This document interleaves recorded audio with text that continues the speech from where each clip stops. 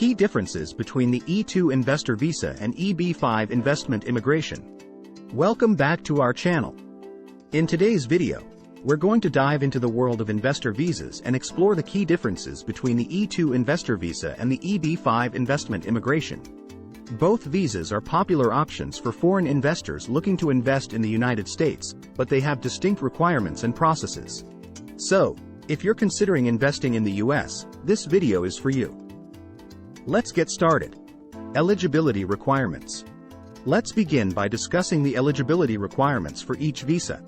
The E2 visa is available to citizens of countries that have a treaty of commerce and navigation with the United States. To qualify, investors must demonstrate a substantial capital investment in a U.S. business and actively participate in its management. Job creation for U.S. workers is also a crucial requirement. On the other hand, the EB5 visa is open to investors who meet the investment thresholds. They must invest a minimum of $1.05 million in a U.S. business, or $800,000 in a targeted employment area. Unlike the E2 visa, there are no nationality restrictions for the EB5 visa. Additionally, the investment must create at least 10 new full-time jobs for U.S. workers. Investment threshold. Now let's talk about the investment thresholds for each visa.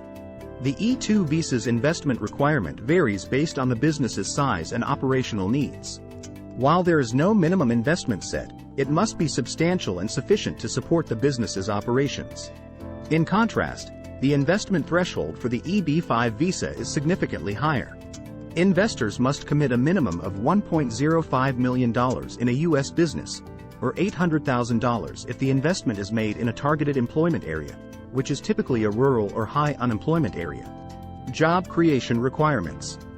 Both the E2 and EB5 visas have job creation requirements. The EB5 visa demands the creation of at least 10 new full-time jobs for U.S. workers.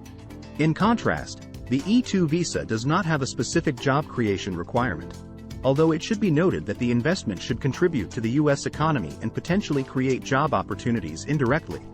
Application process. Now let's move on to the application process for each visa.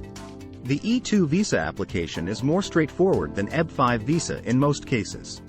Investors need to file the DS-160 visa application, pay the application fee, and attend an interview at a U.S. embassy or consulate in their home country or country of residence.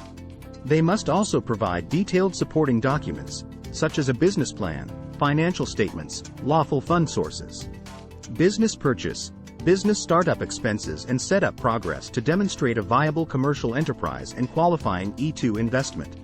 In contrast, the EB5 visa application is more complex. Investors must file the I-526 EB5 visa petition, which requires detailed information about the investment, lawful fund sources, substantial use of investment capital for eligible business expenses, 10 full-time job creations, business plan, and more. Once the I-526 visa petition is approved, investors can proceed with filing I-485 application to adjust their status to permanent residency within the United States. Or they can apply for an immigrant visa through the U.S. Embassy or consulate abroad. Time frame. Lastly, let's discuss the time frame for processing these visas. Generally, the E2 visa has faster processing times, with applications often being approved within a few months. However, it's important to note that the E2 visa is a non-immigrant visa, which means it requires renewal every 2 to 5 years, depending on the applicant's nationality.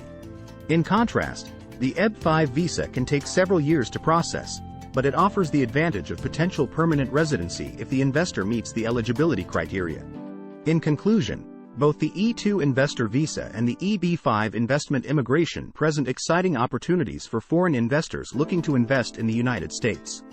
However, they have significant differences in terms of eligibility requirements, investment thresholds, application processes, and even the time frame for processing. It's crucial to work with an experienced immigration attorney who can guide you through the complexities of these visas and help you choose the right option based on your investment goals and circumstances. Thank you for watching today's video. We hope you found it informative and helpful. Don't forget to subscribe to our channel for more insights and updates on investor visas and immigration matters.